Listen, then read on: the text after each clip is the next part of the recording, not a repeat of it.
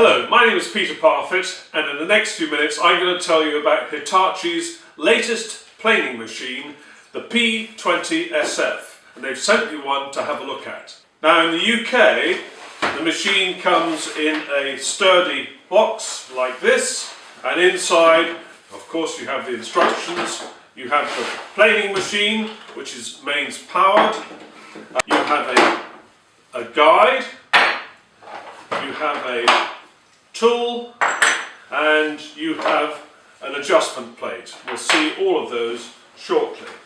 Now the way the machine works is very simple. Inside there is a motor, and the motor turns a cylinder on which are mounted a pair of carbide blades, and the carbide blades cut the wood. And so as you move the machine along, so the wood is cut. You can adjust the depth of cut using this control here, and the machine will cut up to 2.8 millimeters of wood at a time. And the way you operate it is very simple. There are two plates, this large plate here at the back and a smaller plate at the front. When you start to use the machine, you make sure the front plate is flat on your wood, and as you move it forward, so the exposed blades will come into contact with the wood and start to cut it. Then, as you continue to move along, you make sure that the rear plate is flat against the wood that has already been cut, and that way you guarantee a nice straight and flat cut. If you need to cut more off, you can adjust this control here, and when you finish, you do a nice, slow, fine cut, not taking too much off at a time, and that should leave you with a perfectly good finish ready for sanding. Now whilst you're using the planing machine, the chippings are being ejected through a port here on this side of the machine. And it's all very well if you're working outside, but if you're inside, particularly if it's someone's house, you need to think about this side of it. And let's have a quick look at how the machine operates with no form of dust collection. Just look at the amount of chippings that are being produced by this machine.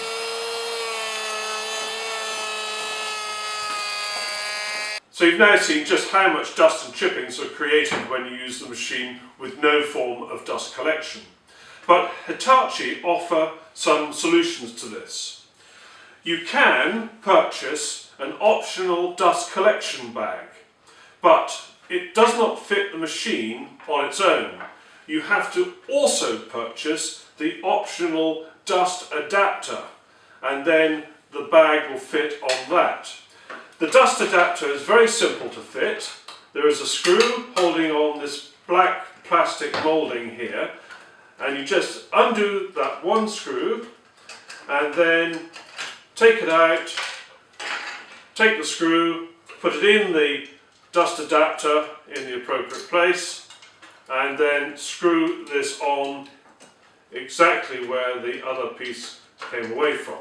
And that is simple to do, and then this allows you to not only connect the dust bag very simply, like so. There's the dust bag going on now, and that's easy to put on and off, but it also allows you to connect a hose which might go to your dust extractor. Let's see those two methods in operation. Right, so I've got the bag on the machine, I've got a piece of ordinary pine here, and I'm going to do a 1 millimeter cut.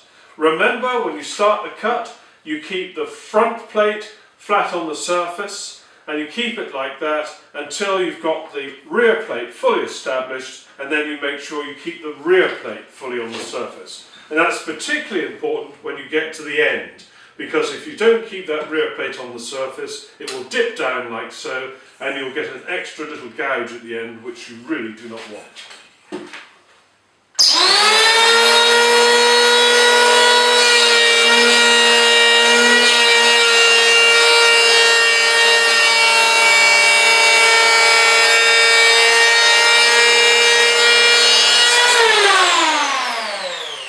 Well, there's one cut, and I must say that's brilliantly smooth. I went fairly gently, so that it would be quite easy. And my dust bag has captured, well, it's probably about a third full, and it's captured all that dust. There's just a tiny bit on the bench on my side, but nothing to worry about at all. Let's do that once more.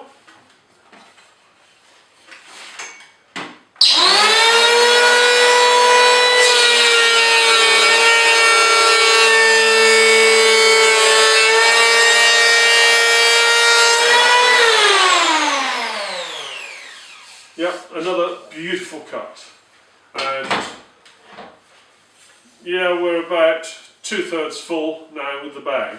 Okay, I've got the hose from my Festool CTL26 dust extractor here, and I discover it doesn't quite fit properly. It won't stay on. But not to worry, I found a little bit of plastic which allows me to fit this quite snugly like so. So let's give this a try and see if the dust collection's any better.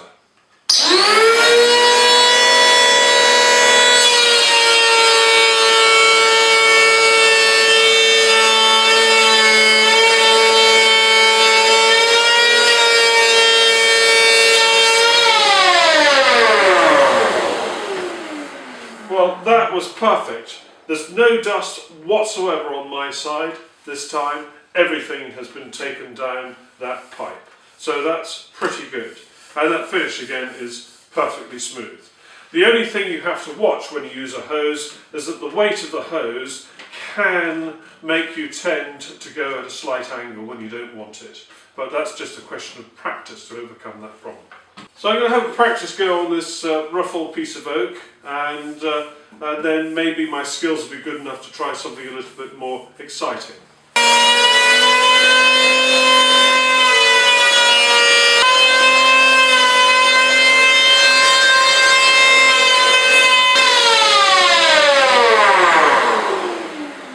Now, one of the advantages of having this guide on is that you can put the machine down even when it's just doing its final bit of run out there. But ordinarily you should be careful not to put the machine down onto any surface until the motor's stopped. Right, okay, well that's coming up reasonably well. It's nice and smooth, which you would expect. It's a brand new machine, I think. I think my technique could be improved because I'm cutting just a little bit more at the beginning of the cut than I am at the end. And that's down to me, not the machine.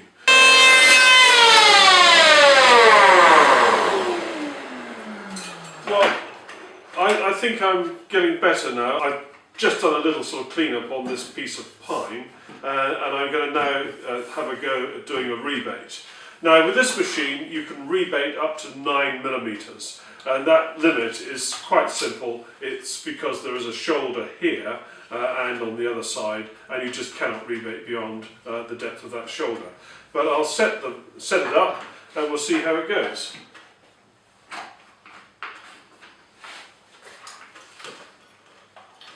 Now I'm using the guide now, and I'm going for something which is about 1.5 inches, and that will leave about 1 inch of this wood untouched. So I'll put the ear defenders on and see what happens.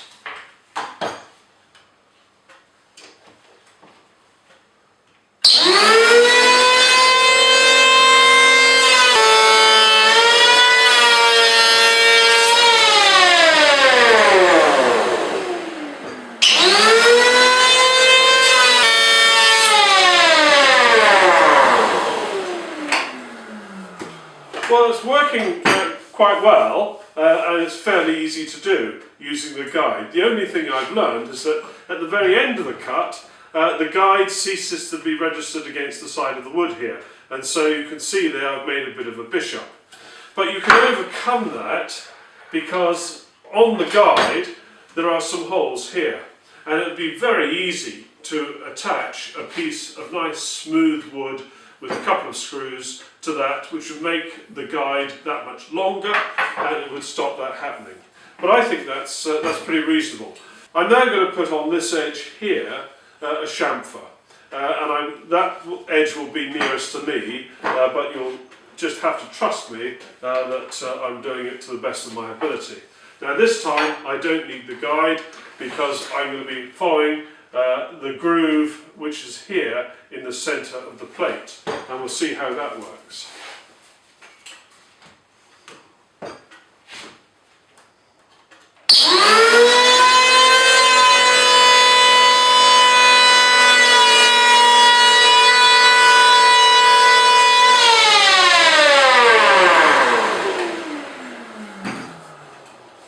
Well, there we go. One actually amazingly good chamfer. I'm rather proud of that. It's the first one I've tried with this machine, and it worked beautifully first time. And so chamfering, yep, you can do it. And we know we can do rebating, and we know we can do planing. I wonder if it can make tea. Now I've unplugged the machine so that we can have a closer look at what's going on underneath. There are two cutting knives on this machine, and each of those is held in place with a plate, and the plates are held themselves by 3 bolts, and the purpose of this box spanner is to be able to undo and do up those bolts. Now the blades are double-sided, and if you need to swap them over to use the other side, or if you need to replace them, then you would undo these 3 bolts, and then you'll be able to extract the blade and the plate that it's attached to. And then when you're putting in the new blade, or having changed the blade over, you want to reset it, there is a setting gauge which is provided, and you put the assembly in here, make some adjustments according to the instructions, which are quite straightforward, and then insert the blade and its holder back in here and do up the bolts. And whilst we're looking at the machine underneath, I should mention this little safety catch thing here, and that's designed to help you stop messing up the surface of your bench when you put the machine down whilst the blade is still turning. It's not foolproof, but it will probably save you 99% of the time. Well, that's it really.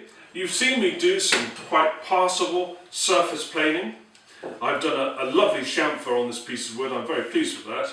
And my rebate's pretty good too.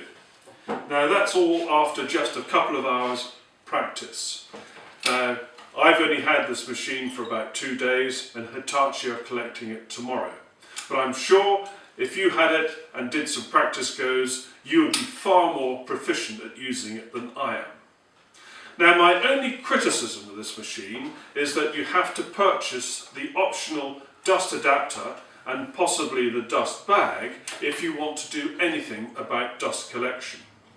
The machine is delivered with this plastic trim here, and I think Hitachi would be well advised not to supply that at all, but to supply the machine with the dust adapter already attached, and then why not throw in the dust bag too. Now the machine is built to Hitachi's usual standards. It is well made, it is rugged, it feels good in the hands, and the controls are easy to get at. So I think all in all, I would recommend this. It's certainly good value for money at less than £100 including VAT, and you can do some pretty reasonable work with it. Thank you very much for watching. Bye bye.